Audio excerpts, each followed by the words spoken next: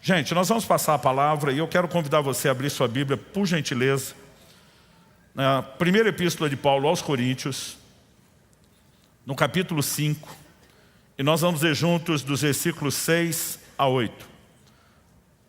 Primeira carta de Paulo aos Coríntios, capítulo 5, dos versículos 6 a 8.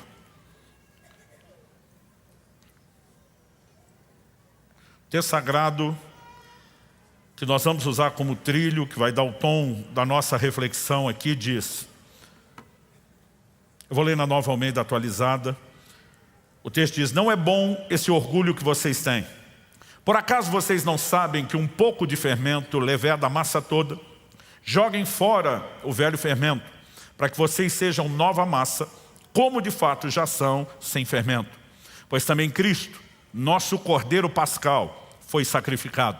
Por isso, celebremos a festa não com o velho fermento, nem com o fermento do mal e da maldade, mas com o pão sem fermento, o pão da sinceridade e da verdade.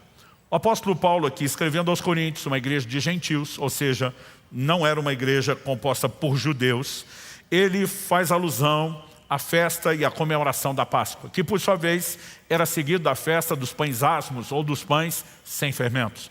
Além de uma noite de banquete, 7 dias durava a festa dos pães asmos. E ele faz toda uma aplicação sobre celebrar a festa. Quando ele usa a expressão celebremos a festa, é evidente que ele não está falando de celebrarmos a Páscoa hoje nos moldes em que ela era celebrada pelos judeus no Antigo Testamento. Ele vai fazer uma aplicação espiritual. Deixamos o fermento da maldade, ele não vai falar do fermento literal, Ele fala sobre os asmos, ou pão sem fermento, da sinceridade, falando de um aspecto da vida espiritual. Mas ele relaciona a figura do Cordeiro da Páscoa, que era imolado, com o sacrifício de Cristo, que é chamado de Cristo a nossa Páscoa. E a partir disso, eu gostaria que a gente pudesse ter um entendimento e uma percepção do que era a Páscoa que eles comemoravam e do que se espera de nós hoje no que diz respeito a celebrarmos essa festa. Então, no Antigo Testamento, a Páscoa era uma festa anual, instituída pelo próprio Deus. Daqui a pouco nós vamos ler Êxodo, capítulo 12, que é o texto que fala a respeito disso. Qual era o propósito dessa festividade? Recordar. O Senhor disse: esse dia será para vocês um memorial, recordar o que Deus fez quando os tira da escravidão do Egito, para que eles se tornassem o povo de Deus, uma figura da nossa própria redenção. Então, eu quero apresentar para vocês aqui 3 aspectos que vão nos ajudar a entender a construção do raciocínio da mensagem, que hoje eu quero intitular Cristo, nossa Páscoa, o nosso Cordeiro Pascal. O primeiro tópico que nós vamos abordar é que a Páscoa é uma figura da nossa redenção. A Páscoa que eles comemoravam é uma figura da nossa redenção. Em segundo lugar, eu quero apresentar a visão bíblica do que é Cristo como Cordeiro Pascal. Como ele cumpre todas as figuras e simbologias proféticas desse sacrifício, desse animal que era morto e imolado no dia dessa festa. Para só em terceiro e último lugar, depois de estabelecer esses fundamentos, respondemos a uma pergunta: como celebramos a Páscoa hoje? Qual é o tom, quais são os moldes ditados pelo Novo Testamento, que evidentemente, eu já adiantei isso, deixa claro que nós não temos uma celebração literalmente nos moldes como eles faziam. Em Colossenses, no capítulo 2, nos versos 16 e 17, o apóstolo Paulo diz: portanto, que ninguém julgue vocês por causa de comida e bebida, ou dia de festa, ou lua nova, ou sábados, porque tudo isso tem sido sombra das coisas que haviam de vir, porém o corpo é de Cristo. Então, escrevendo aqui uma outra igreja de gentios, ele diz: não deixem julgar vocês. Como foram os próprios judeus os responsáveis por propagar o evangelho para o resto do mundo. Houve muita influência positiva a partir da pregação do evangelho, mas como Paulo teve que lidar na Galácia, houve aqueles judeus que tentaram judaizar a fé dos gentios e cobravam deles o rito de comida ou bebida de acordo com os ritos cerimoniais da lei, essas questões de observar dia de festa, lua nova ou sábados, quando tinham eventos de adoração e de sacrifícios. Então ele diz: não deixe julgar vocês por nenhum dia de festa, nem a festa anual da Páscoa. Ele diz, são sombras de bens vindouros. Então, eu quero começar explorando essa ideia de que isso que eles faziam, que nós não temos a obrigatoriedade de fazer da forma como eles faziam, tem uma figura. Hebreus capítulo 10, verso 1, fala a mesma coisa que Colossenses. A lei não tem imagem exata das coisas, e sim a sombra dos bens vindouros. Quando eu falo a respeito da sombra, se por exemplo eu estendo a mão aqui sobre essa mesa que eu tenho aqui no púlpito, por causa da luz que vem de cima, eu vejo a sombra da minha mão projetada. A silhueta é muito semelhante. É a mesma quantidade, a mesma disposição de dedos. Agora, não é a reprodução exata da mão. Não tem a cor da pele, não tem a textura da pele, não tem um efeito tridimensional da mão. Você olha a superfície lisa ali, é só o 2D, mas dá para ter uma noção. Digamos que, se diferente da maneira como eu estou ilustrando aqui, em vez de olhar a mão e a sombra, a mão estivesse fora do meu campo de visão e eu vi só a sombra, ainda assim eu conseguiria relacionar isso com a mão, porque é um objeto conhecido da minha mente, né, do meu cérebro. Agora, se fosse um objeto desconhecido para mim, projetando uma sombra, eu até entenderia que aquilo é a sombra de alguma coisa. Mas até que eu conseguisse que aquela coisa estivesse no meu campo de visão, eu não teria a mesma facilidade de fazer uma relação entre o que projetava a sombra e a sombra. Onde quero chegar? Quando a Bíblia diz que a lei não tinha a imagem exata, e sim a sombra de bens vindouros, o que a Bíblia está dizendo é que, profeticamente, os eventos futuros que se cumpririam em Cristo projetavam do futuro para o passado sombras, figuras, eram verdadeiros enigmas, uma mensagem codificada do Evangelho, antes dele ser plenamente revelado, para que quando fosse, todo mundo soubesse que nunca se tratou de improviso e que tudo isso foi planejado. Então muitas dessas figuras são explicadas no Novo Testamento. Jesus diz em João capítulo 3, verso 14, como Moisés levantou a serpente no deserto, importa que o Filho do Homem seja levantado. Quando você pega o episódio da serpente de bronze em Números 11, nós temos a proclamação do Evangelho todo, de toda a obra da cruz, por meio de figuras.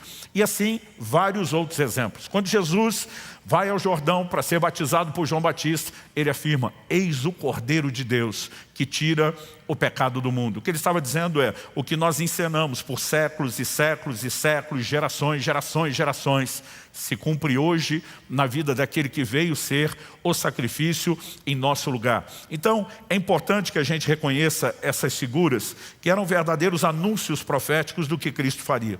E quando falamos a respeito da Páscoa, né, nós não podemos ignorar que o próprio Senhor Jesus morreu numa Páscoa, né, a festa que os judeus já tinham.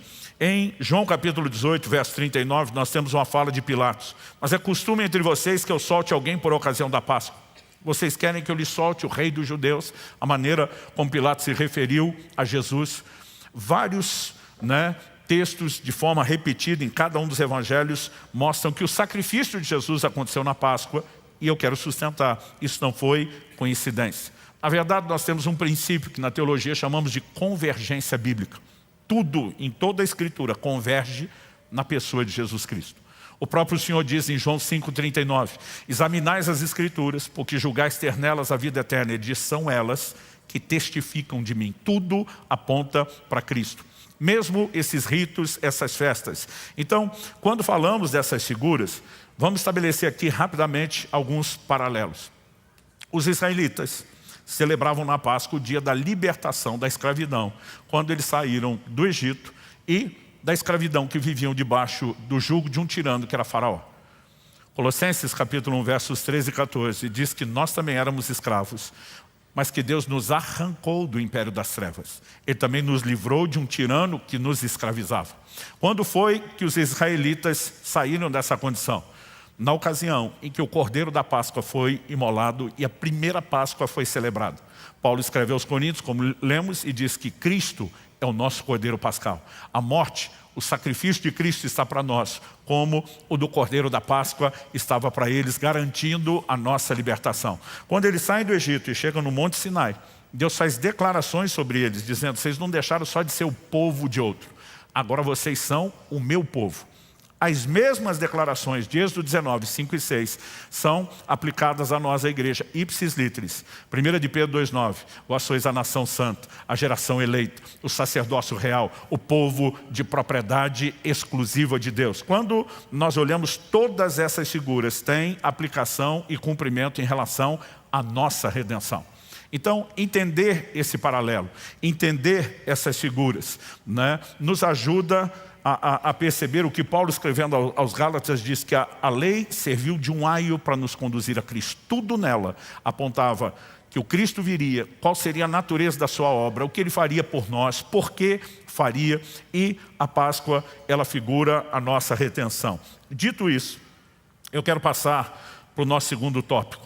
Nós vimos que Paulo chama Cristo de o Cordeiro Pascal, Cordeiro da Páscoa. Outras traduções dizem Cristo, nossa Páscoa. Por que que ele foi assim chamado? Né? Nós precisamos, de fato, compreender, como falamos, que assim como o Cordeiro da Páscoa estava para eles, a obra de Cristo está para nós. Mas é interessante observar detalhes que envolvem, né, a questão da celebração da Páscoa. E aqui eu quero que você abra comigo em Êxodo, no capítulo 12. Nós vamos ler do verso 1 até o verso 14. O texto diz: o Senhor disse a Moisés e Arão na terra do Egito: esse mês será para vocês o principal dos meses, será o primeiro mês do ano. Né? Enquanto no resto do mundo nós comemoramos aí a virada do ano em janeiro, né? Em Israel, até hoje, eles fazem do mês de Abib, que quase sempre coincide com o nosso abril, o primeiro mês do calendário deles. Esse mês será para vocês o principal dos meses, será o primeiro mês do ano. Verso 3. Falem a toda a congregação de Israel, dizendo: no dia 10 desse mês, guarde essa informação que é importante, dia 10. Cada um tomará para si um cordeiro, segundo a casa de seus pais, um cordeiro para cada família. Mas se a família for pequena para um cordeiro, então o chefe da família convidará o seu vizinho mais próximo, conforme o número de pessoas. Conforme o que cada um puder comer, por aí vocês calcularão quantos são necessários para o cordeiro. O cordeiro será sem defeito, macho de 1 ano, podendo também ser um cabrito. Vocês guardarão o cordeiro até o 14º dia do mês. Separa no dia 10. Guarda ele até o 14º dia do mês. E todo o ajuntamento da congregação de Israel o matará no crepúsculo da tarde. Pegarão um pouco do sangue e o passarão nas 2 ombreiras e na viga superior da porta, nas casas em que o comerem. Naquela noite, comerão a carne assada no fogo, com pães sem fermento e ervas amargas. Não comam do animal nada cru, nem cozido em água, porém assado ao fogo. A cabeça, as pernas e as vísceras, outra tradução diz entranhas. Não deixem nada do cordeiro até pela manhã. E o que, porém, ficar até pela manhã, queimem. É assim que vocês devem comê-lo, já prontos para viajar, com as sandálias nos pés e o cajado na mão. Comam depressa, é a Páscoa do Senhor. Porque naquela noite passarei pela terra do Egito e matarei na terra do Egito todos os primogênitos, tanto das pessoas como dos animais, e executarei juízo sobre todos os deuses do Egito. Eu sou o Senhor. Verso 13. O sangue será um sinal para indicar as casas em que vocês se encontram. Quando eu vir o sangue, passarei por vocês, não haverá entre vocês praga destruidora quando eu ferir a terra do Egito. Esse dia lhe será por memorial. E vocês o celebrarão como festa ao Senhor. De geração em geração, vocês celebrarão esse dia por estatuto perpétuo. Tudo aquilo que no Antigo Testamento foi declarado estatuto perpétuo, né, significa o quê? Que isso continuaria, ainda que não de forma literal. Então, por exemplo, a circuncisão, o apóstolo Paulo deixa claro, tanto escrevendo, né, aos Romanos como em outros dos seus escritos, que hoje ela não é literal. Aos Colossenses ele diz que ela acontece no coração por meio do batismo, mas ela foi perpetuada por meio do cumprimento da sua figura. A oferta de incenso, que é chamada de estatuto perpétuo, o livro do Apocalipse diz que hoje o incenso são as orações dos santos. Ainda que a gente sustente, olha, nós não comemoramos a Páscoa como eles, isso não significa que o estatuto não foi estabelecido para durar. Hoje, quando Paulo diz celebremos a festa, ele só diz a maneira de fazer isso mudou. Nós não precisamos matar literalmente um cordeiro para comer dele, porque o que ele figurava já se cumpriu em Cristo. Então nós compreendemos as figuras e agimos de acordo com isso. Mas a partir desse texto que nós lemos, primeiro eu quero te mostrar como a tipologia do cordeiro ela está relacionada com Cristo e a sua crucificação. Depois nós vamos para a parte mais prática de como celebrar a Páscoa hoje. Nós vimos que o cordeiro tinha que ser separado no dia 10 do mês, isso está no versículo 3 de Êxodo 12, e sacrificado no 14º. Bom, a Páscoa tinha dia certo, sempre no dia 14 do mês de Abib. Mas o cordeiro que seria morto no dia 14, ele tinha que ser separado 5 dias antes. Jesus morre no dia do sacrifício da Páscoa. Nós vamos ler outros textos que dizem isso. Mas é curioso observar nos evangelhos quando ele entra em Jerusalém para a sua morte. Ele entra exatamente 5 dias antes, no dia 10. Se você estiver anotando e quiser conferir depois, cruzar as referências, Marcos capítulo 11, verso 1 fala da entrada triunfal. O verso 12 de Marcos 11 fala do dia seguinte, aí já estamos no dia 11. O verso 19 fala do dia seguinte, já estamos no dia 13. Quando você chega em Marcos 14, 1, a Bíblia diz, daqui a 2 dias já era a festa da Páscoa, né? E aí você tem os dias 13 e 14, quando Jesus morreu. Todas essas figuras se cumpriram de forma detalhada em Jesus. Por que o animal tinha que ser separado no 10º dia para ser sacrificado só no 14º dia? Porque o animal tinha que ser sem defeito. E ele precisava de inspeção. Muitos falam, né, do trabalho que os sacerdotes tinham para atender aquilo tudo. Então, que era necessário tempo. Por quê? Haveria inspeção. Cristo passou pela inspeção? Sim. Em Lucas 23, 4, você vai ver Pilatos dizendo, eu não encontro nele culpa alguma, crime algum. Êxodo capítulo 12 diz no verso 46, a gente leu só do 1 ao 14 porque o texto é longo, mas verso 46 diz, não levem nada da carne para fora da casa, nem lhe quebrem osso nenhum. Era uma ordem, uma determinação de Deus. Não se pode quebrar osso do cordeiro da Páscoa. A pergunta é por quê? O Evangelho de João explica isso. João capítulo 19, de 31 a 37. Então, para que os corpos não ficassem na cruz durante o sábado, visto que era o dia da preparação, leia-se aqui, preparação da Páscoa, e era grande o dia daquele sábado, os judeus pediram a Pilatos que fossem quebradas as pernas dos crucificados e que fossem tirados das cruzes. Os soldados quebraram as pernas dos homens que tinham sido crucificados com Jesus, primeiro de um, depois de outro. Deixa eu fazer uma pausa. Por que quebrar as pernas? Os romanos, conhecidos por sua crueldade, fizeram da crucificação a forma mais comum de execução. Mas ela não era apenas uma execução, era uma execução precedida de tortura. A ideia é que a morte fosse lenta e muito dolorosa. As pessoas ficavam em média de 2 a 3 dias na cruz antes de morrer. Há relatos na literatura de até 5 dias antes de alguém morrer. Por conta do feriado da Páscoa, os judeus estão dizendo, ó, nosso povo tem que ir para a preparação. Eles não vão assistir o espetáculo, é melhor vocês acelerarem. Né? Os romanos concordam e quebram as pernas. Para quê? Para acelerar o sofrimento.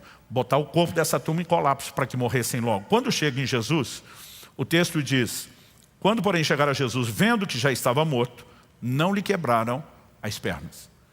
Aliás, o próprio Evangelho nos aponta que quando Jesus diz, Pai, nas tuas mãos entrego o meu espírito, ele expirou. Ele literalmente diz, fui, estou indo. Hashtag partiu glória. Decido ir agora. E é curioso, porque o capítulo 10 de João mostra uma fala de Jesus. A minha vida ninguém pode tirar. Eu de mim mesmo a dou. Tenho autoridade para dar, tenho autoridade para retomar. Várias vezes tentaram, né, matar Jesus sem sucesso. A Bíblia só diz, não era chegada a sua hora. A morte não tinha domínio sobre alguém que não tinha pecado. Mas no momento que quis, Jesus morreu. Quando ele expira, o centurião romano que está conduzindo a execução, ele brada em alta voz na frente da cruz. Verdadeiramente esse homem era filho de Deus. Porque esse camarada assistiu centenas dessas execuções. Ninguém nunca morreu a hora que quis. Então não foi necessário quebrar suas pernas. Havia uma profecia dizendo que isso não aconteceria. Mas fizeram a checagem clínica. O texto continua e diz, mas um dos soldados lhe abriu o lado com uma lança. E logo saiu sangue e água. Quando o corpo, né, entra no estado clínico ali de morte constatada, o sangue que corre nas nossas veias já começa a se transformar em água. Quando furaram e sai sangue com água, todo mundo sabe, isso não é simulação, ele de fato já está morto. Então, João diz assim, aquele que viu isso dá testemunho, o testemunho dele é verdadeiro, e ele sabe que diz a verdade para que também vocês creiam. Isso aconteceu para que se cumprisse a Escritura, nenhum dos seus ossos será quebrado. Agora uma citação do Salmo 34, 20. E outra vez diz a Escritura, olharão para aquele que o traspassaram.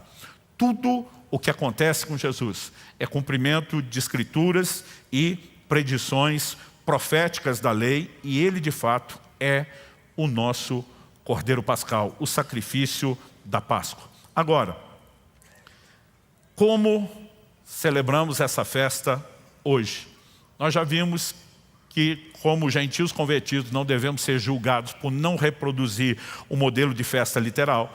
Que Paulo disse que nós temos que celebrar a festa, não nos moldes da literalidade, mas entendendo a simbologia, né? O fermento era uma figura do pecado. Por isso, a Páscoa exigia que o fermento fosse retirado das casas, não só não comido, retirado das casas durante 7 dias. A Bíblia é muito clara, se alguém fosse encontrado com fermento em casa, seria eliminado do meio do povo, né? Isso era algo inegociável. E o que significa o fermento? Paulo entra com essa ilustração no verso 6 de 1 Coríntios 5, depois de nos primeiros 5 versículos do capítulo 5, está tratando de um caso de pecado e imoralidade dentro da igreja de Corinto. Depois dos versos 6, 7 e 8 que nós lemos, ele vai voltar para o assunto, no verso 9.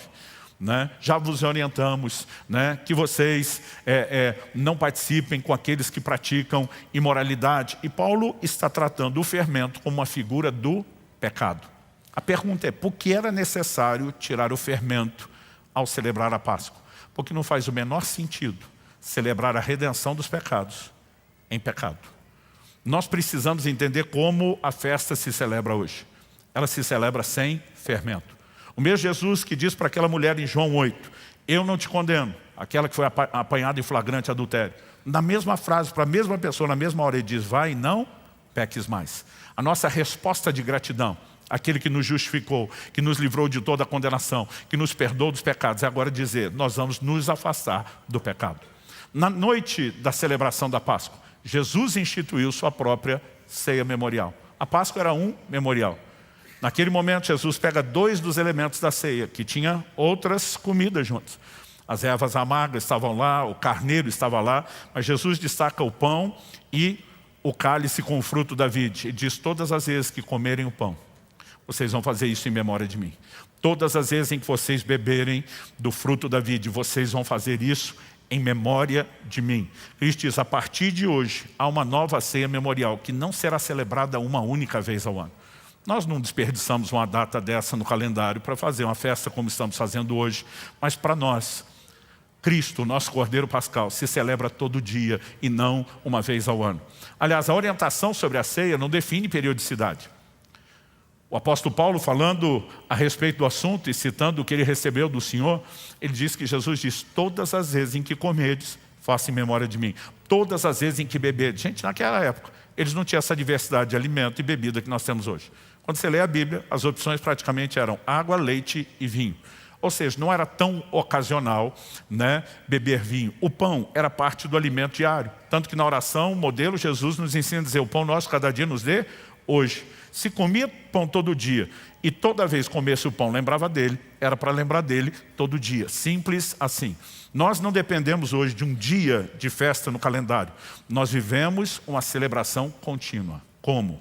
Em primeiro lugar, tirando o fermento da maldade e da malícia. Mas o verso 3 também diz que a família tinha que estar reunida. Eu sempre digo que salvação pode ser responsabilidade individual, mas o projeto de Deus é familiar. Deus diz para Abraão, em ti serão benditas todas as famílias da terra.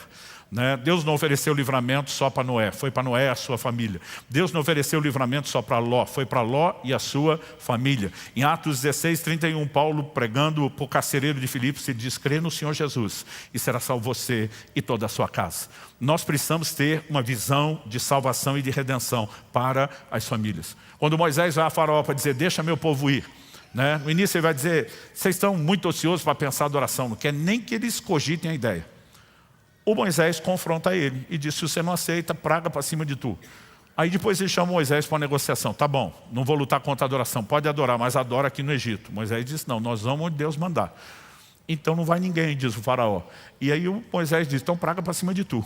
Aí o jogo vai apertando e ele cede, diz: tá bom, não precisa ser no Egito, só não vá muito longe. Não rompa os limites. Ele falou: nós vamos onde Deus mandar, você não estabelece o limite. O faraó diz: então não vai ninguém. O Moisés diz: então praga para cima de tu. Daqui a pouco ele chama e diz: tá bom, pode adorar, não precisa ser no Egito, nem por perto. Ele pergunta: quem vai? Moisés diz: como quem vai? Vai todo mundo. Ele falou: não, os homens podem ir, mulheres e crianças ficam.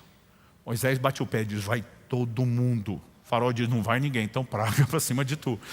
De onde você acha que Josué, que vai liderar a próxima geração a entrar na terra, tira a frase dele, clássica de Josué 24:15: eu e minha casa serviremos ao Senhor. Eles entenderam desde o início: Deus tem um projeto familiar. Nós precisamos mover toda a família para viver e celebrar o Cordeiro. Se você tem familiares que ainda não são convertidos, não desista de orar, de interceder, de jejuar, de batalhar por eles. É importante que enquanto faz isso, que você dê um bom testemunho para que a mensagem do Evangelho não seja desacreditada. Mas nós precisamos pensar na inclusão familiar. Outra coisa, Deus diz: se a família não é grande o suficiente, o Cordeiro não pode ser desperdiçado. Ele precisa ser repartido, compartilhado. Chame as famílias vizinhas. De novo, Deus está falando de famílias. Mas aqui nós temos uma outra orientação clara.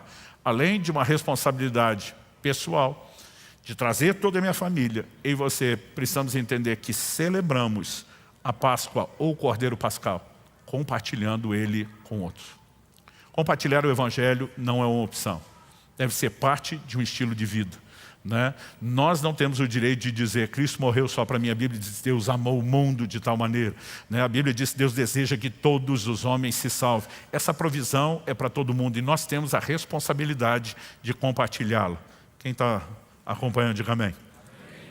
Outra questão, o verso 7 fala da aspersão do sangue. Não bastava apenas imolar o cordeiro, que representava a morte e o sacrifício de Cristo. Porque a morte e o sacrifício de Cristo é uma provisão divina. Mas tudo o que Deus oferece e que é recebido e experimentado por meio da fé, a fé tem uma característica, que é apropriação. Em 1 Timóteo capítulo 6, verso 12, Paulo diz: toma posse da vida eterna. Essa vida eterna que Deus, por meio de Cristo, disponibilizou a todos, ela precisa ser crida, ela precisa ser apropriada. E aí, quando eles pegavam do sangue daquele sacrifício, iam lá, colocavam nos umbrais das portas.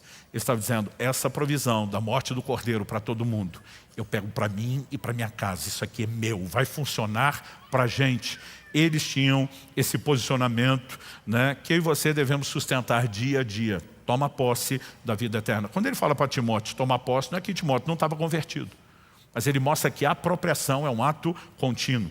Outra coisa, o verso 8 fala que além de comer do cordeiro, além de comer o pão, eles tinham também ervas amargosas.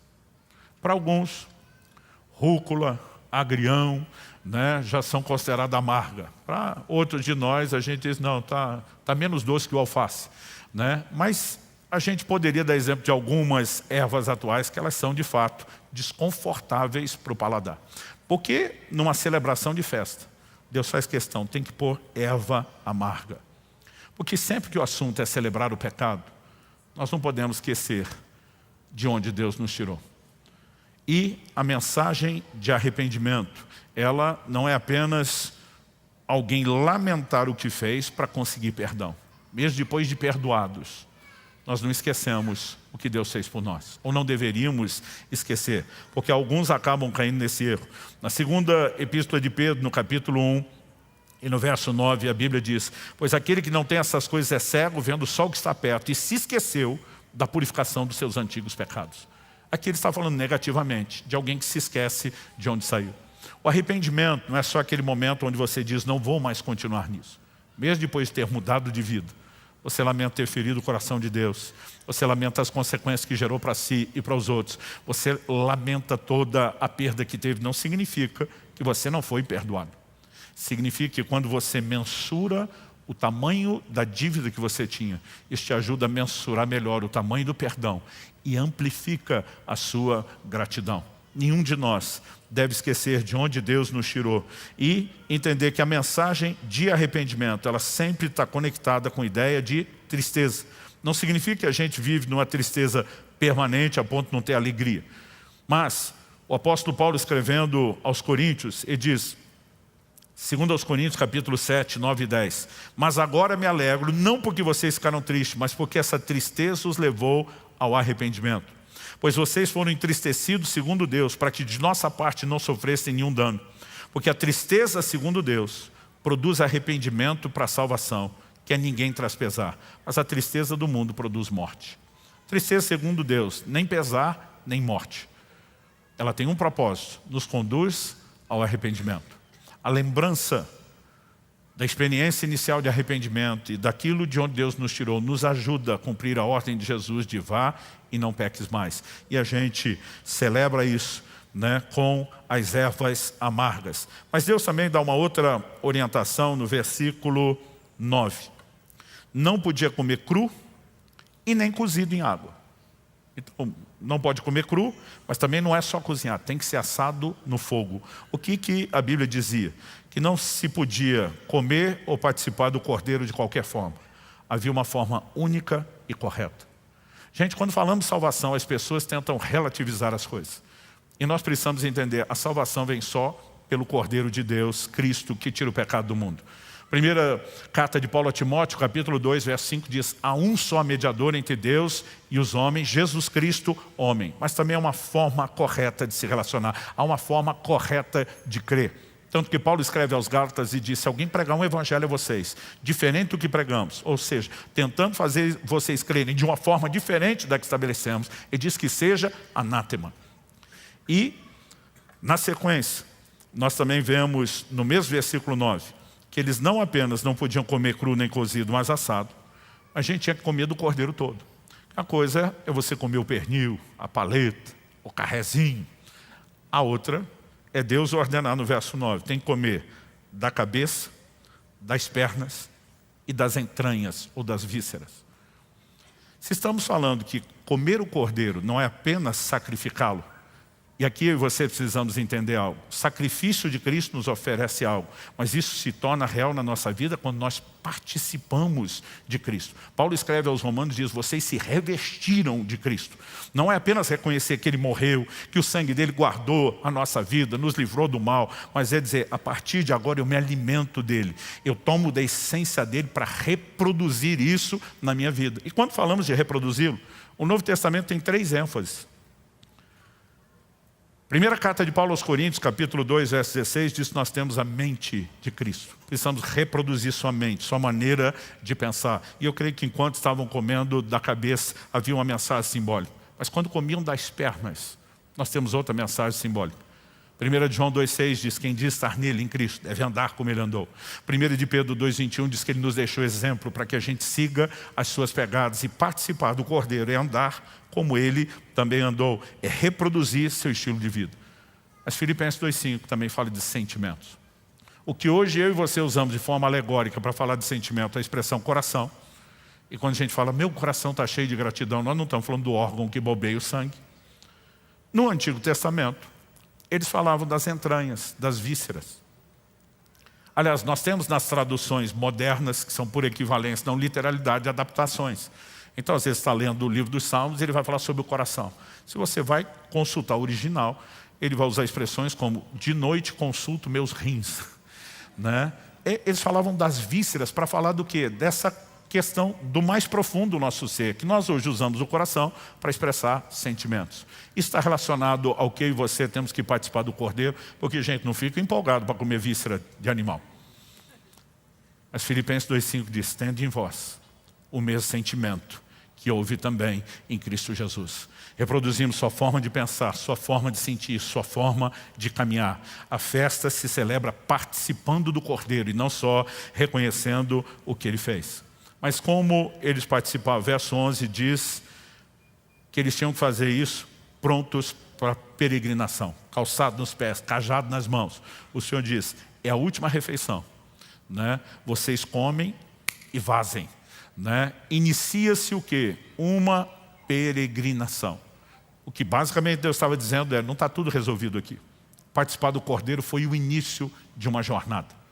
E essa jornada, ela visa levar vocês a um lugar de abundância, que nós estamos tanto enfatizando nesse mês. O apóstolo Pedro, em 1 de Pedro 1,17, ele diz, vivam em temor durante o tempo da peregrinação de vocês. Que peregrinação é essa que ele está falando? O verso seguinte, o 18, ele vai dizer, pois não foi com prata ou ouro que vocês foram resgatados da vossa vã maneira de viver, que por tradição herdada dos vossos pais, mas com o precioso sangue de um cordeiro sem defeito, conhecido na verdade antes da fundação do mundo, mas agora manifesto por uma peregrinação, cordeiro. Assim como quando eles participaram do cordeiro, iniciam uma jornada. É você que nos convertemos, iniciamos uma jornada. Gente, esse não é o nosso lugar, esse não é o nosso destino. Nós sabemos que Deus pode tornar essa vida incrível e extraordinária, mas há algo muito superior. Tanto que Paulo disse, é só para essa vida que esperamos em Cristo, nós somos de todos os homens os mais dignos de lástima. Em João 14, Jesus diz, gente, vou dar uma sumida do cenário um pouco, mas eu volto. Mas só para vocês saberem por que eu vou, para depois voltar. Eu vou preparar morada, lugar para vocês. Se eu for e vos preparar lugar, é isso que eu vou fazer. Voltarei para buscá-los, para que onde eu esteja, estejam também vocês. A Bíblia diz que por ocasião da vinda do Senhor, 1 Tessalonicenses 4, né? E quando Deus reunir assim o seu povo, nós habitaremos para sempre com o Senhor. Quando a Bíblia descreve o que está nos aguardando, e esse ambiente é extraordinário.